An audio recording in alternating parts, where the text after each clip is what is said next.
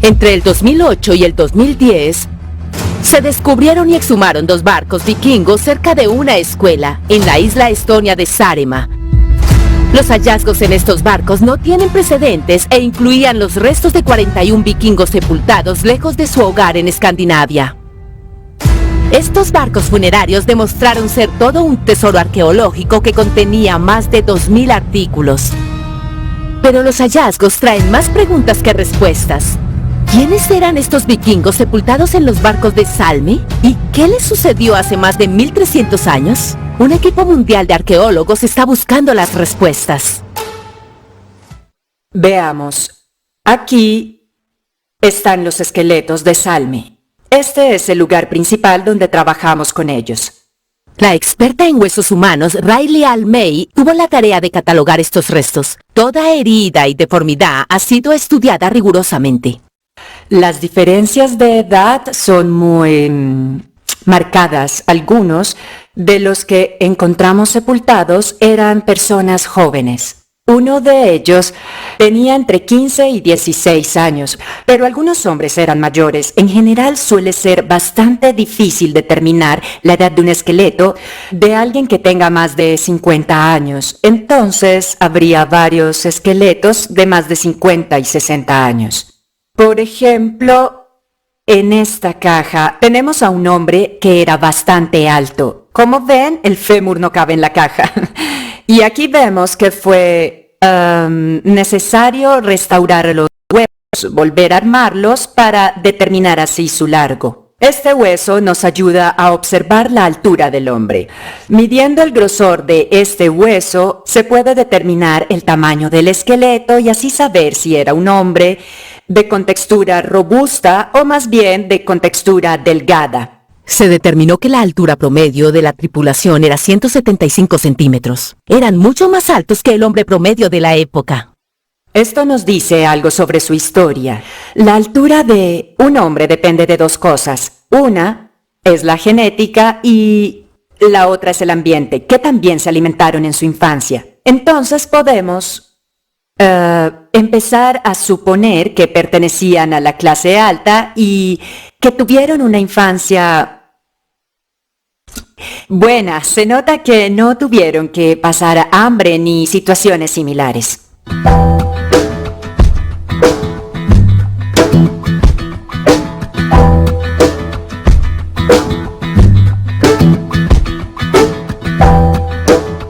La primera quijada de perro la vemos aquí. Los colmillos están ahí, flojos. Esto es lo que queda de ellos. Había por lo menos 6 perros, podrían ser más. Aquí tenemos 1, 2, 3, 4, 5, 6. Los perros probablemente eran muy importantes en la vida de los hombres en ese entonces. Tal vez indicaban cierto nivel de prestigio. Era muy común sacrificar perros en las sepulturas humanas. También tenían ganado, tenían cabras, ovejas y cerdos, incluso huesos de caballo. Exceptuando a los perros, no había animales completos en las tumbas. Por el contrario, estos se añadían como carne. Eran artículos funerarios ofrecidos como comida para la vida que se esperaba que tuvieran cuando fueran al más allá. Algunos huesos de aves.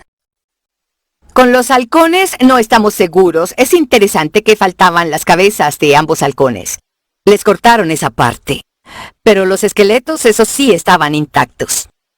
Los huesos de halcón resultaron ser un hallazgo importante. Sugerían que estos hombres practicaban la cetrería y por lo tanto debían ser de un estatus significativo. La gente del común normalmente no tenía aves de cetrería, no tenían tiempo para esa forma de cacería que requiere de tiempo y de recursos. Saaremaa, siglo VIII.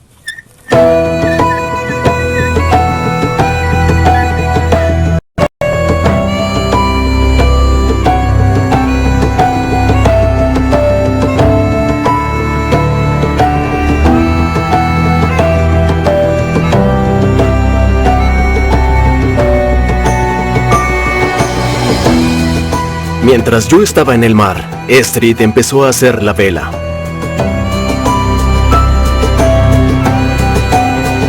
Por suerte, ahora tenemos suficiente plata para terminar el barco, pues gané bastante en la ruta del este. Los dos podremos hacer nuestra fortuna juntos, navegando en nuestro propio barco.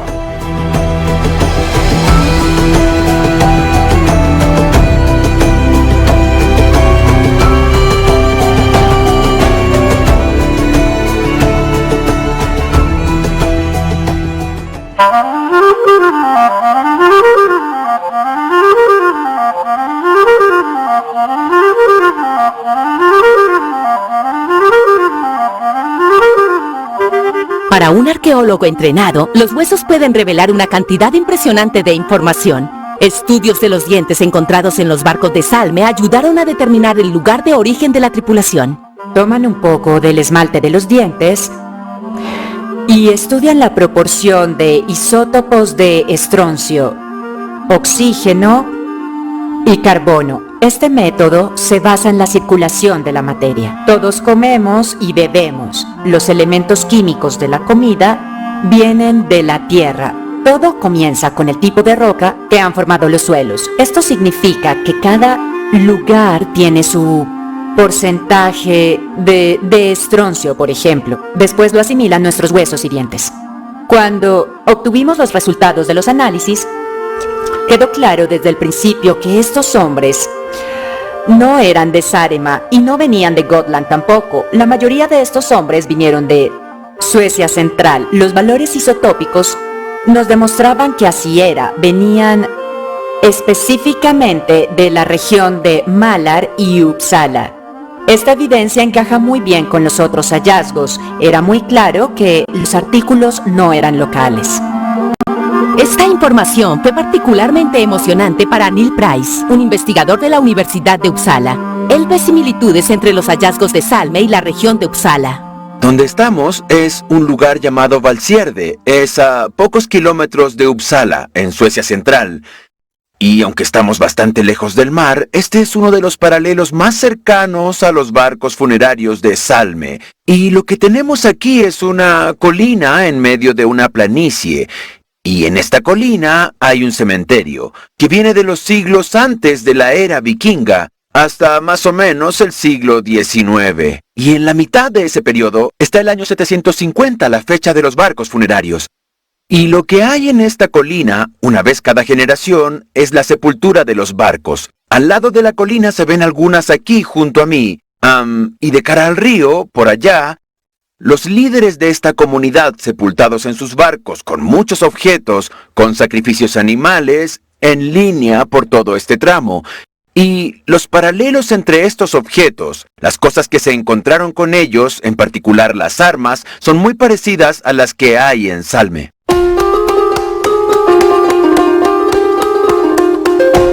La investigación de Neil Price se enfoca en el nacimiento de la era vikinga. Los hallazgos de Salme tienen mucho que decir sobre este periodo. Su proyecto de investigación ha apoyado al equipo estonio mientras trabaja para analizar los artículos descubiertos. Es una tarea enorme, y la cruda verdad es que también es muy costosa. De manera que pudimos ayudar con la financiación a la Universidad Tallinn y a Tartu también, para trabajar en la post-excavación. Es todo el trabajo que hay que hacer después de la excavación. La conservación, analizar los hallazgos y eventualmente publicar el reporte, porque hacia allá va esto. Toda excavación arqueológica, si lo que hace es engordar el archivo, no sirve para nada. Hay que publicarla, hay que comunicarla. Aquí donde estoy parado, esta zanja al lado de la colina, es donde estuvo una vez un barco funerario, número 13. Y aquí se puede ver más o menos la forma de un barco. Estoy parado en la mitad de él. Y el barco 13, es de la misma fecha de aquellos de Salme. Cuando estaban sepultando a alguien aquí, más o menos al mismo tiempo, estaban sepultando a todos esos sujetos en Salme. Es incluso posible que la persona que estuvo en esta tumba conociera a los hombres de Salme. Cuando se mira el análisis de isótopos de todos los dientes de los tripulantes de Salme, se ve que todas esas personas crecieron muy cerca de aquí. Creemos que pueden ser personas de Valsierde, y si no lo eran, sin duda las conocían. Esa era la gran conexión entre Valsierde y Salme.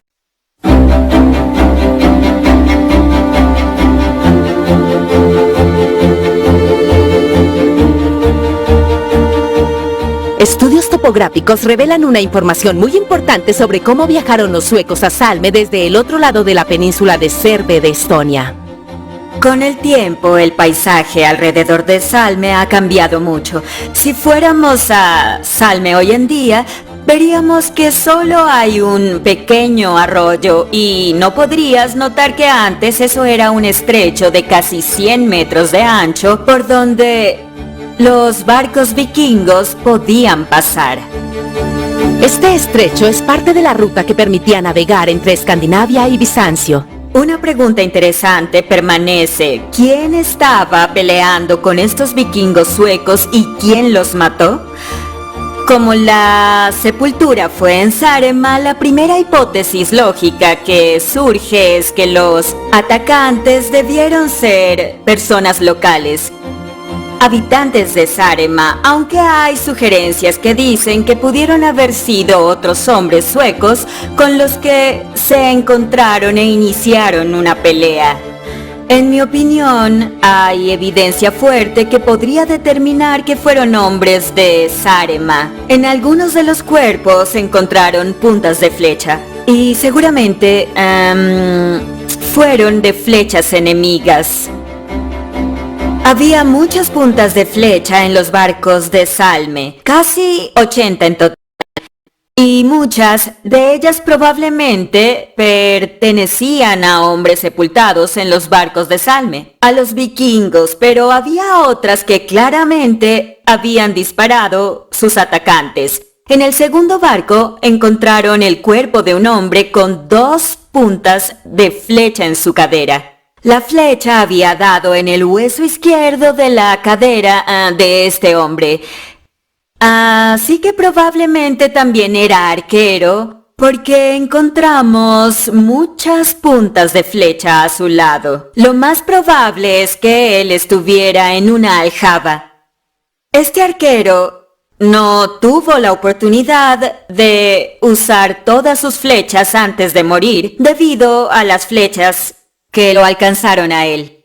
Y los tipos de punta de flecha, aunque las armas eran muy similares en todas partes, podemos decir que los tipos de punta de flecha que se encontraron en los barcos de Salme existían en Saaremaa también. Por ejemplo, en el lugar de los sacrificios Vidumai, a 20 kilómetros de Salme, lograron encontrar varias puntas de flecha y lanzas similares. No podemos excluir la posibilidad de que los atacantes fueran de Saaremaa. La organización de las sepulturas plantea preguntas sobre los adversarios de la tripulación. Estoy muy segura de una cosa. El funeral lo realizaron personas de la misma cultura. Conocían las costumbres funerarias, es seguro. Esto no es algo que se haga en una hora. Toma mucho tiempo. Y si pasa en cuestión de días o semanas, eso implica que quien haga el funeral tiene el control sobre el territorio. Esto no ocurre en medio de una batalla. Estaban seguros donde estaban, y eso también lo sugiere el hecho de que el sitio siga ahí. Es difícil imaginar que la gente que vivía en ese lugar no supiera de las 40 espadas muy costosas que había sepultadas ahí. Hay todo tipo de cosas que son valiosas y, sin embargo, nadie saqueó estas tumbas. Las dejaron quietas hasta casi los 2000. Eso también dice algo. Además, es poco probable que, si se trata de las tumbas de enemigos, desde el punto de vista de la gente de Saaremaa, las dejen ahí.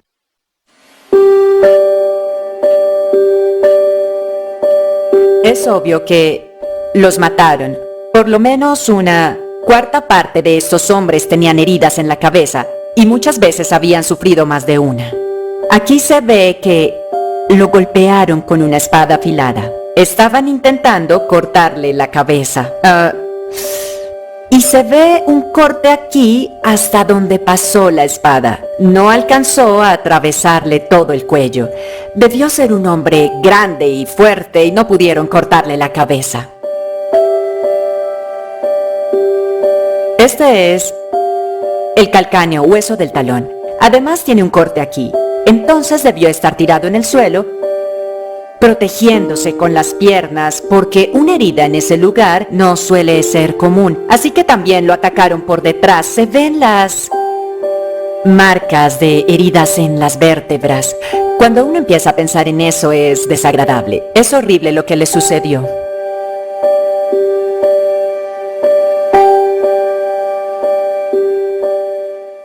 Las tácticas de combate de los vikingos incluían ataques rápidos que eran inesperados. Pero en el caso del barco de Salme, podemos ver que esta vez fueron ellos los que recibieron un ataque inesperado. Se ve que a estos hombres los atacaron por detrás, por donde estaban desprotegidos, y a algunos los atacaron varios a la vez. Entonces adivinamos que el ataque no lo esperaban.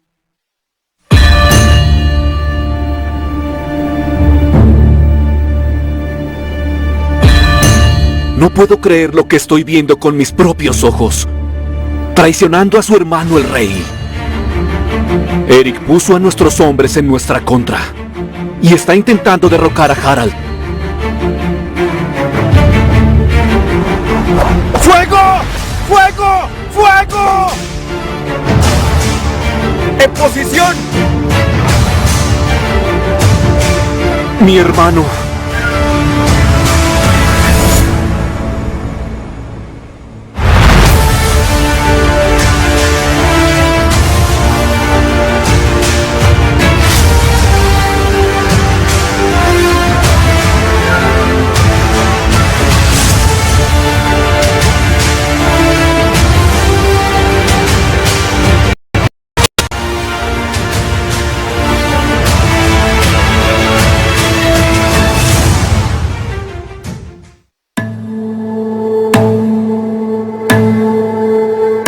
Usando análisis del ADN de los restos humanos encontrados en Salme, es posible decir cuáles cuerpos del barco eran familiares. Yo sospechaba que podían ser familiares. Era algo sin precedentes por el momento. Solo ha habido un sitio reportado con un padre y un hijo sepultados juntos. Y después le pedí cuando es que Villerslev dio inicio a la investigación de genoma en Dinamarca, le pedí que determinara si había una posible relación. La corazonada de Yuri Petz resultó correcta. Los resultados de las pruebas de ADN fueron sorprendentes. Hasta entonces, los únicos vikingos familiares que se habían encontrado eran padre e hijo, pero en Salme la cantidad era mucho mayor. 4 hermanos y también un primo. Era una familia muy grande. Esta fue una familia muy desafortunada. Fue una pérdida enorme para la familia. 4 hermanos que murieron en el mismo evento. Hacía mucho que sospechábamos que iban de saqueo o que se iban en estas expediciones con la familia. Claramente es así. Varias espadas intrincadas también se encontraron en el barco al lado de los cuerpos de los hermanos. Estaban hechas de bronce con empuñaduras doradas. Además de los 4 hermanos y sus espadas, había un cuerpo en particular que llamó la atención de los investigadores. Estaba por acá. Este es. Esta es la espada más costosa encontrada en el barco. Su dueño debió tener un estatus considerable. Este tipo de espada se conoce como espada de anillo. Aquí podemos ver el hallazgo mismo. Es una sola pieza. Aquí tenemos una réplica de una espada de ese tipo. Como vemos, tienen un anillo en la empuñadura. Originalmente era un anillo de verdad, También se les decía espada de juramento. Los reyes les daban estos anillos a sus devotos señores de la guerra, o los reyes mismos también los portaban. En el barco de Salme había un hombre con una espada de este tipo. Ese hombre era distinguido no solo por la espada, sino también por su discapacidad. Tenía un problema en el cuello. Era un problema médico. Tenía un defecto de nacimiento. La primera vértebra cervical estaba fusionada con el hueso occipital. Este hueso de aquí, y esta es la primera vértebra cervical. Pero este hombre no tenía este espacio de aquí. No podía mover la cabeza de un lado al otro. Tenía una postura muy rígida. Probablemente no era el más veloz en el campo de batalla. Sobre todo para estar atento a los alrededores. Eso nos dice dos cosas. Una es que la gente con discapacidades físicas podía alcanzar posiciones muy altas en la sociedad vikinga temprana. La otra es que, si se piensa en la realidad de la batalla medieval temprana, como era estar en estos saqueos o peleas, era muy violento, muy movido, era confuso y caótico. Si no puedes mover la cabeza, eso es muy malo para ti. Significa que ese hombre debió estar rodeado de gente que lo protegía, y aún así lideraba las batallas. De nuevo, nos deja ver cómo funcionaban estas sociedades. La historia de este hombre con su espada de anillo y el cuello lesionado se volvió aún más interesante con el descubrimiento de varias fichas de juego en el barco. Estas fichas son de un juego muy similar al ajedrez. También se le dice ajedrez vikingo, es el Nevatapl. En este juego se usaban fichas normales y la ficha del rey. La pieza del rey se reconoce porque siempre es diferente. En el segundo barco de Salme, las piezas del rey estaban marcadas por un pequeño clavo de oro. El número de piezas encontradas en el barco de Salme fue el mayor descubrimiento de piezas de Nevatapl de la historia. Y están esparcidos los muertos. Piensen en la manera en que se esparcen semillas por un campo así. Las esparcían sobre los muertos. Pero hay un individuo más o menos al centro del montón de cuerpos que no tiene un montón de fichas como los otros. Tiene una. Es la ficha rey del juego. Y la tiene en la boca. El hombre cuyas vértebras cervicales no se movían bien, ese era el hombre que tenía la ficha del rey entre los dientes. ¿Qué significa eso? Sin duda estimula la imaginación. Un hombre incapaz de pelear, encontrado en medio de un grupo de guerreros con una espada costosa, con una ficha de rey entre los dientes. Los investigadores empiezan a preguntarse si habían encontrado los restos de un rey vikingo sepultado en el barco de Salme. Yo creo que si me esfuerzo un poco puedo rearmarle por completo el rostro. Aquí se ve. Sería genial decir, ¡es un rey! Bueno, no sabemos. Está claro que esta persona era importante, era especial, diferente. Tiene algunas heridas graves. Por supuesto, estaba al centro de esta pelea, fuera lo que fuera. La arqueóloga Marika Maggi no cree que estos hombres hayan muerto en la misma batalla, ni que los hayan sepultado juntos al mismo tiempo. Le parece que hay evidencias de costumbres funerarias tanto escandinavas como de Sárema, y por lo tanto, cree que los barcos no solo albergan hombres escandinavos. Su teoría se apoya en que fueron prácticas funerarias tradicionales. Ahí está. No es difícil de encontrar. Los historiadores estonios tienen un problema, que la historia de la verdadera era vikinga de los siglos IX y X está muy vacía a pesar de algunos hallazgos de tipo arqueológico, y lo está Porque desde ese periodo en Estonia se conocen muy pocas sepulturas. Eso significa que en las costumbres funerarias no se sepultaban objetos. En la segunda mitad del siglo X aparecieron estos objetos funerarios. En los siglos XI y XII el número de objetos funerarios era enorme. Eso da la impresión de una cultura muy desarrollada, pero de hecho solo se trata de dejar objetos funerarios. Hoy en día no se usa y no significa que seamos pobres. La hierba está alta.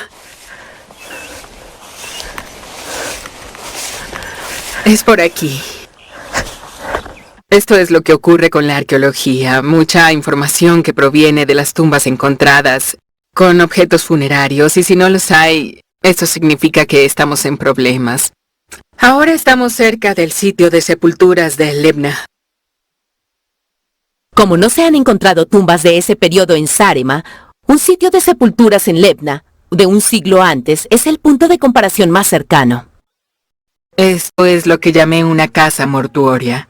Este edificio estaba lleno de huesos hasta arriba. Tenía más o menos unos 40 cuerpos. También tenía muchas armas en la tumba. Por desgracia estaban en muy mal estado, mucha plata. Normalmente las tumbas estonias no tienen tantos objetos de plata juntos en un mismo lugar. Este debió ser el sitio de sepultura de una familia rica. Marika cree que ese tipo de tumba comunal, con la forma de una casa mortuoria, también se ve en los barcos de Salme. Mi teoría sobre Salme, obviamente, no sé si es verdad, pero mi posible explicación es que refleja la formación de una esfera cultural. Los nobles escandinavos que tenían algún tipo de relación amistosa con los líderes de aquí vinieron, por ejemplo, a organizar una campaña de orden militar. O tal vez estaban en servicio aquí, sirviendo a un líder local, quizás formando un grupo de guerreros que tuvieran una sola identidad en común. Cuando un hombre moría cerca de su casa en Sárema, lo sepultaban en la casa mortuoria familiar, era lógico, pero si no tenía una familia aquí y su comunidad más cercana era este grupo de guerreros, entonces lo sepultaban con ellos. Por eso es que aquí las costumbres funerarias locales se pusieron en práctica con un barco en vez de una casa. Según esta teoría, el barco actuaba como una casa mortuoria escandinava. Marika piensa que los hallazgos muestran que las costumbres funerarias escandinavas estaban presentes en Estonia. En su teoría, la casa funeraria se había mantenido abierta alrededor de un siglo, y los hombres extranjeros que murieron en Estonia fueron sepultados aquí una y otra vez. No creo que los hayan llevado a todos por separado. Probablemente después de otro evento trágico añadieron otra capa de cuerpos, y esa es mi teoría. Yo solamente he visto las fotografías. He hablado con Yuri Pets, he leído todo el material disponible sobre este hallazgo, pero tengo que señalar que no tengo acceso a todos los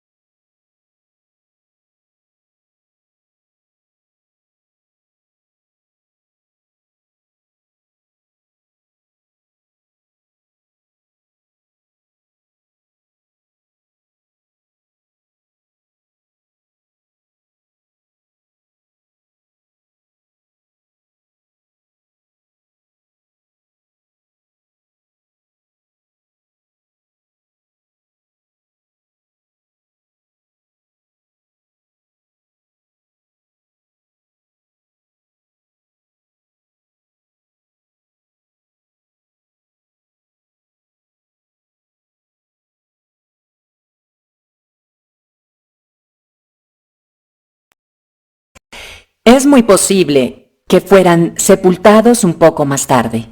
Los cuerpos de más abajo ya estaban todos cubiertos, pero estos hombres seguían vivos por alguna razón. No sabemos por qué y fueron sepultados más tarde, quizás 2 días o 2 semanas después. Fue un evento grande sin sepulturas después.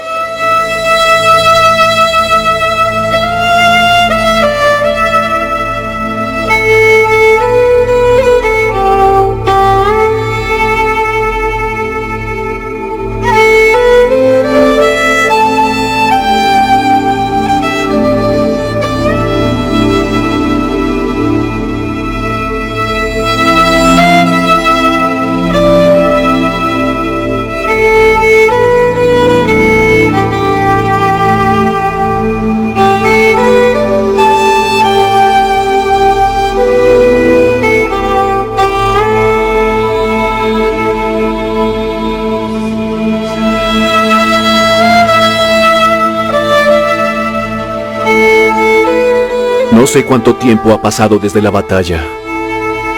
Supongo que no importa. Debo enviar a mis hermanos y a nuestros guerreros al más allá de la manera correcta.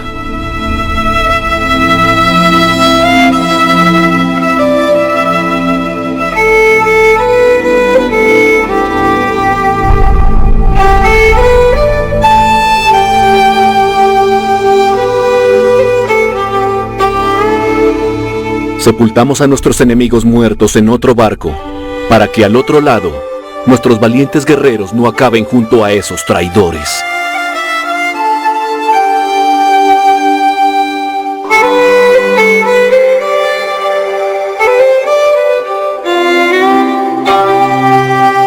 Sepultarlos por separado hará que nadie malinterprete. Siempre sabrá que es nuestro rey verdadero.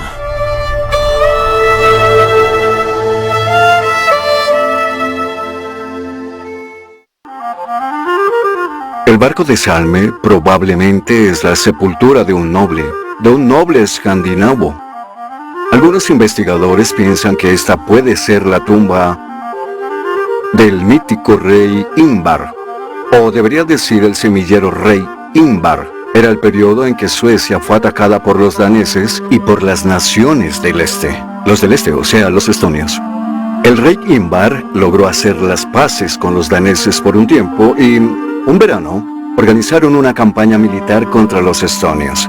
Se enfrentaron a sus sólidas fuerzas. Nadie sabe dónde fue la batalla exactamente, pero mataron a Ingvar. Es posible que esta sea su tumba porque no era tan común que reyes suecos murieran en Estonia. Aquí dice... Pero piénsalo, tal vez esta sea... la tumba del rey que ustedes estaban buscando. No sé. Tal vez ahí dentro lo que tenemos es un montón de reyes. Míralos. Personalmente no tengo nada contra esta teoría de Ingvar, pero primero los hechos históricos. Ingvar vivió mucho antes. Las sagas islandesas están basadas en las leyendas folclóricas escandinavas y se escribieron por primera vez en el siglo XIII.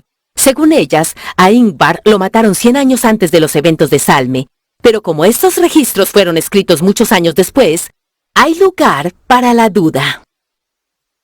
El hallazgo de Salme prueba que los eventos descritos en la saga de Ingvar de verdad ocurrieron. Los escandinavos vinieron a Estonia y los mataron aquí, pero no podemos tomar los hallazgos de Salme y decir que porque encontramos objetos de Escandinavia y que tenemos la saga, según la cual unos escandinavos se hicieron matar en Salme, entonces la saga describe lo que ocurrió con estos barcos. El hecho de que un hombre tenía una ficha de rey no lo hace un rey, es una interpretación libre. Yo no creería en la teoría de Ingvar, pero no puedo refutarla. Con toda probabilidad hubo una expedición y un rey sueco murió aquí. Yo miraría más bien los cuentos de Saxo, como los daneses fueron a conquistar islas rusas. Como sabemos, Rusia no posee islas aquí, así que Saxo le dice Rusia al territorio estonio. Y después los daneses empezaron a regular su sociedad local, modificando sus tradiciones funerarias y maritales.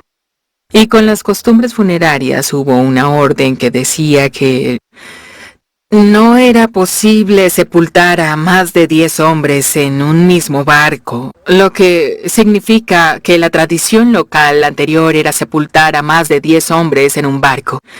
Y esta costumbre tuvo que ser regulada porque le parecía extraña a los escandinavos. Quizás nunca se llegue a una conclusión decisiva sobre qué ocurrió exactamente en Salme hace 1300 años. Pero algo está bastante claro. Para nuestra comprensión del mundo vikingo, estos barcos han sido un descubrimiento indispensablemente importante. Pone a la luz una nueva historia extraordinaria. Tal vez teníamos fuentes escritas sobre ella antes y podíamos adivinar cómo podía ser la vida de un guerrero vikingo y teníamos tumbas magníficas de hombres sepultados en su hogar, pero ahora, por primera vez, podemos ver cómo era su vida en una expedición. También qué artículos tenían consigo y cómo sepultaban a sus muertos asesinados en tierras extranjeras. Siempre he dicho que encontraríamos las respuestas si encontráramos un barco más. Esto es algo que yo siento de forma personal, pero yo creo que hay más barcos como este por ser descubiertos. Si encontráramos más, sobre todo si fuera en otro lugar, entonces quedaría claro que esto no fue un evento aislado. Pero es especulación. Tal vez encontremos una tumba comunal o un sitio de sepulturas de los adversarios. Cosas así ocurren. No creo que vaya a haber nuevas fuentes escritas con una descripción exacta de los eventos de Salme. Entonces nos queda... Estoy seguro de que encontraremos toda clase de teorías. Y que va a haber muchas, todas diferentes. Teorías e historias. Tal vez alguien escriba una novela también, convirtiendo esto en una leyenda. Se supone que la arqueología y la historia les interesan a las personas, las hacen querer pensar en su pasado, y puede haber mucho aprendizaje sobre cómo la gente vivió en esa época, cómo tenían que protegerse o ir a saquear a otros. Esas cosas se han preservado para nuestro tiempo y podemos seguir estudiándolas por años y años, quizá por muchas generaciones.